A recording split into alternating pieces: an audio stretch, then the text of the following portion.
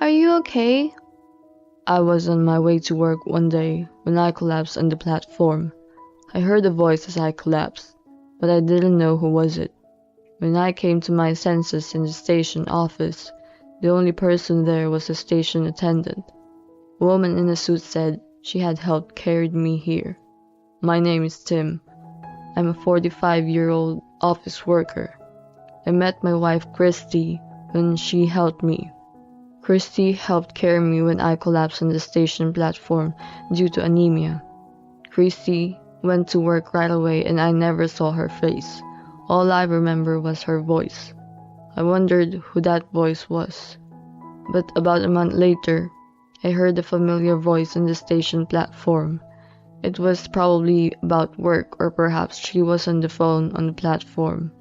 When I looked at the person, it was an office worker I always see at the station. She took the same train at the same time as me and got off at the same station. It was her. When she hung up the phone, our eyes met. She smiled a bit, so I took the initiative to speak to her. You are the one who helped me before, right? She smiled shyly when I asked her that. It wasn't so much that I saved you, though. From there we began to talk a little more, and by the coincidence that we lived on the opposite sides of the same station and took the same train to work at the same station, I thought that Christy was the one, completely destined for me. I confessed my feelings and I proposed to her, and she laughed and nodded her head. It took 2 years from meeting her to getting married. 15 years have passed since then. Whenever Christy and I have a fight, I still think of the words, "It's meant to be." And since Christy was the one who saved me when I didn't even know her name, I put up with a few things. But after 15 years, the reality finally dawned on me. Christy has, simply put, a mother complex. At first, I thought she was someone who simply cared for her mother. But she calls her mother-in-law immediately if anything happens, and she never misses a present for her. On her birthday, during Christmas, Mother's Day, or any other day, and gets a better one than the one she gets for me. In fact, she just gives me sweets on my birthday that you can buy at the convenience store. There's a clear difference. After 10 years of pretending not to notice, I went to her in a roundabout way, but she said, "Do you think a child who can't take care of her mother can take care of her husband?" And another 5 years passed without me being able to complain. As you can imagine, the magic of destiny is fading away. Christy, who likes to drive 30 minutes to her parents-in-law's house, sometimes picks up her mother-in-law by car, and they go on a drive together. Since Christy is only allowed to commute by train, she can only drive on her days off, so I don't deny it. But I wonder how she prioritizes her mother over her husband. I don't know if it has always been that way. My father-in-law doesn't show much sign of caring. Christy is basically kind and does the housework, and I have no complaints about that. But when my mother-in-law is involved, it's a different story. If her mother-in-law says something is black, even white becomes black. And if she is called by her mother-in-law, she cancels other errands. My mother-in-law comes first in everything. I think I'm doing just fine with my mother-in-law. Well, perhaps it would be more correct to say that I try not to get involved. She doesn't seem to be interested in me either. I don't bother trying to get along with her. I've been doing that up until now and haven't had any problems, but recently, my mother-in-law seems to be asking Christy for an allowance. I overheard Christy on the phone with my mother-in-law. I asked Christy about it. My dad is retired, so our income has gone down. So mom needs some money to go out with her friends. I thought she meant living expenses, but she meant money to go out with her friends. Then why don't you have your mom work part-time or something? Christy got angry with me. You're asking my mother to go to work at her age? I was so surprised at what had happened that I couldn't say anything back, but I didn't say anything wrong.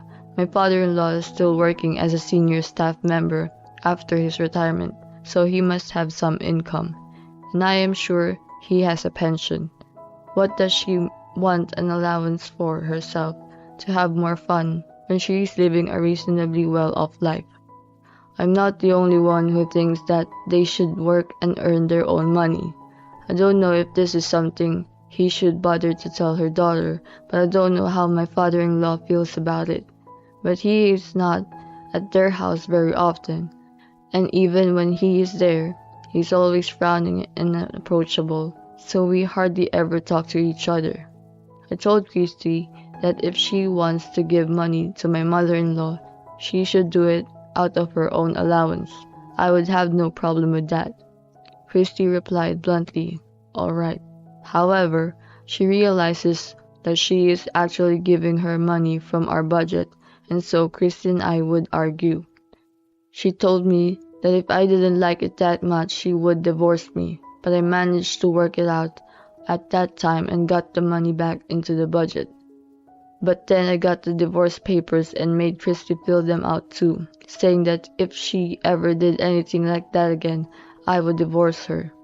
I wasn't planning to actually use it, but when we had a fight, I would look at it and it would calm me down because it made me feel like I could always get a divorce.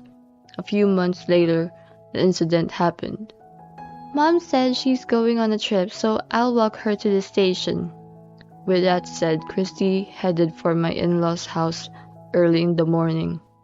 It was a 15-minute walk from my in-laws' house to the nearest train station.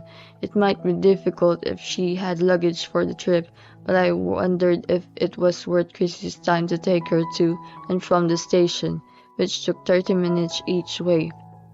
There are buses available, or she could have taken a cab, I thought, but it was not my problem to mention, so I let it go. I heard that my mother-in-law was going to stay in a luxury hotel with her friends. I don't know if she got the money for the trip from my father-in-law or from Christy, but I was very jealous. Christy dropped my mother-in-law off and came back. How nice. I wish I could go on a trip too. When I said that, "Well, maybe next time we'll go too. How about we take a trip to a hot spring?" she said to me. I was happy, but then he followed up with these words: "If we go to the hot springs, my mother will be happy." I was absolutely stunned. Why should my mother-in-law come with us if we want to go on a trip together? Come to think of it, my mother-in-law once came along on a trip we had planned for our wedding anniversary. To be exact, Christy invited her without my permission and gave her a room even though she knew it was our wedding anniversary trip. She would never hesitate when she's invited. It was strange for Christy to invite her without permission, but I don't understand my mother-in-law's thinking either.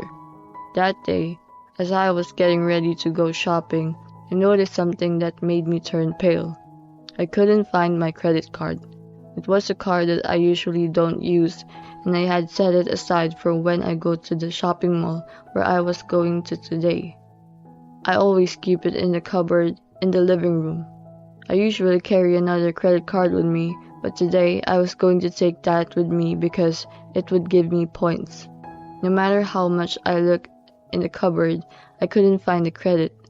I hurriedly turned over my wallet and bag, but I still couldn't find it. "Hey, where are you?" As Christy got tired of waiting and showed up. "My credit card disappeared, the one I always leave here. You wouldn't happen to know, would you?" I asked her just in case, and she said that most ridiculous thing. "Credit card? Oh, that red one? Then don't worry." "What?" "I gave that card to my mother when she went on vacation." I was taken aback by these unexpected words. "What? You gave my credit card to your mother?" Christy wrinkled her brow for a moment. "We're family, so there's no problem, right?" She said it in a strong tone of voice. "What do you mean? It was my own card, but if she gave my mother-in-law a card in my name without my permission, she can't use it. How can I have no complaints about giving my credit card to someone? It's just not right. Why would you do such a selfish thing?" When I questioned Christy, she said without remorse that she thought it was better than giving my mother-in-law cash because it was more convenient. Why my card? I asked her, and she said it was because she uses her own card all the time, and the card in the cupboard was not usually used. We argued and I lost my patience with Christy's words. I lent it to my mom so she could enjoy it, okay? My mom is family, you know. Unlike you, my mom is the one who gave birth to me, and she is more important to me than you. Why do you have to complain about her like that? It seems that you've been complaining about my mother for a long time, and I will not allow you to make fun of my precious family, no matter who you think you are, Tim. I see, so my mother-in-law's family, but I'm not. It seems that Christy still hadn't been able to separate from her parents. I was disappointed all at once and suddenly felt sick that she was still attached to them. You need to learn more from my mom and cook more, right? I'm always helping her with the cleaning and laundry. I reflexively retorted. That's because your mother is a housewife and she's home all the time, so she can spend more time on household. I work the same hours as you. If you want me to come home every day and carefully prepare your meals, then you should go out and earn money for me too. Don't tell me that you are doing housework when all you do is vacuum without moving the bags. Put the dirty laundry in the basket and take the garbage bags to the collection point. As I said that, she replied, If you don't like it, get out, and turned her back to me. But I definitely didn't want to do as she said.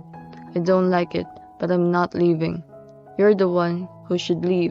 Christy glared at me and left. She took her car keys with her, so I guess she was going for a drive or to my in-laws' house. How did this happen? But even though I was more than perplexed, I was thinking to myself, be prepared.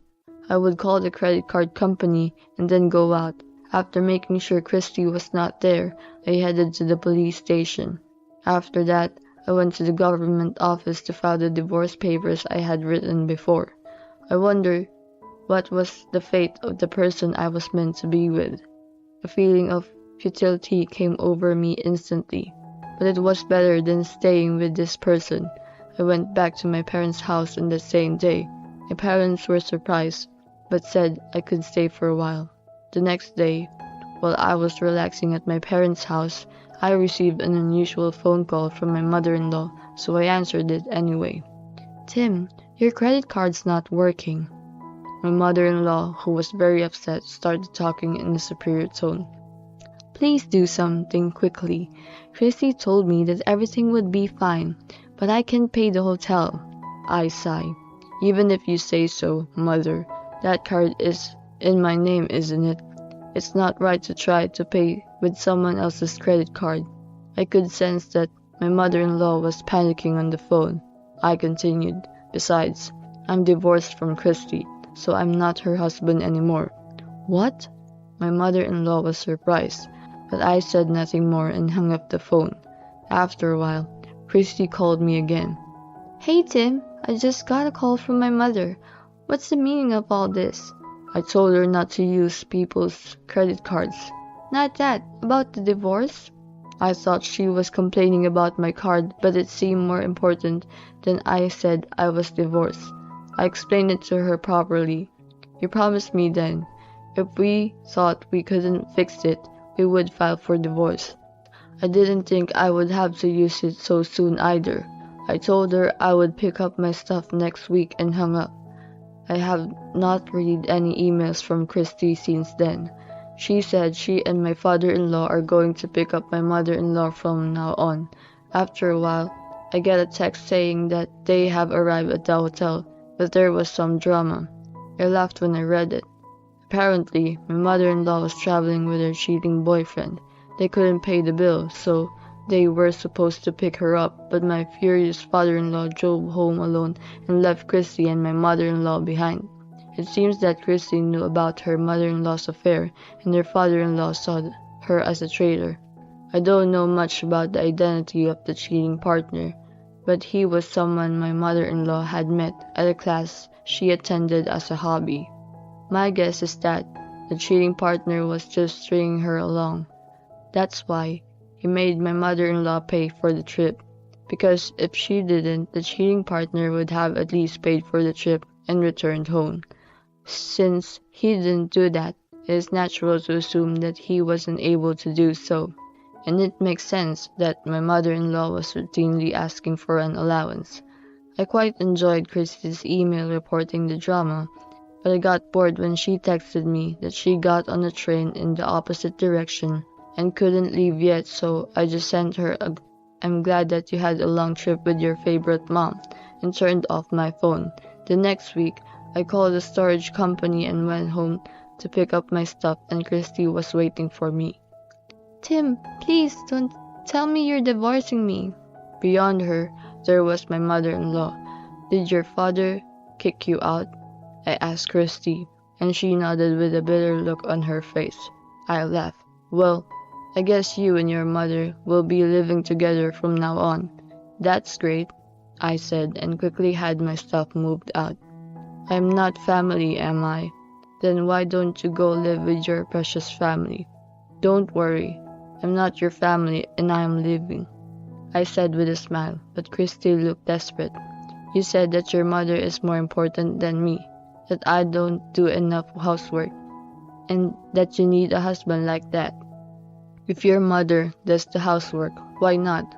"Well, since you will be the only breadwinner, your standard of living will probably be lower than before, but you should hang in there." "Oh, hey, maybe your mother is still cheating with her boyfriend. Then you will have to earn money for that too." "Christy, you're going to have a tough time." I guess I was right to some extent because my mother-in-law looked away from me when I said that.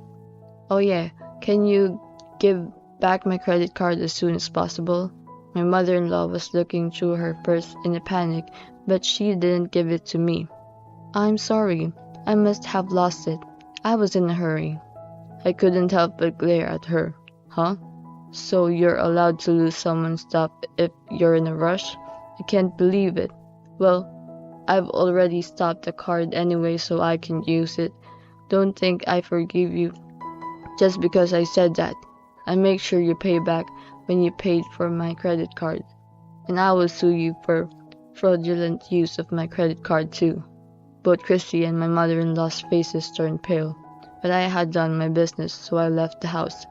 After that, Christy pleaded with me not to sue her, so I accepted the settlement and received the settlement money.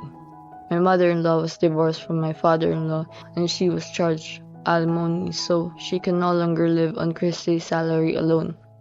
Incidentally, she said that the person with whom she had an affair had left her.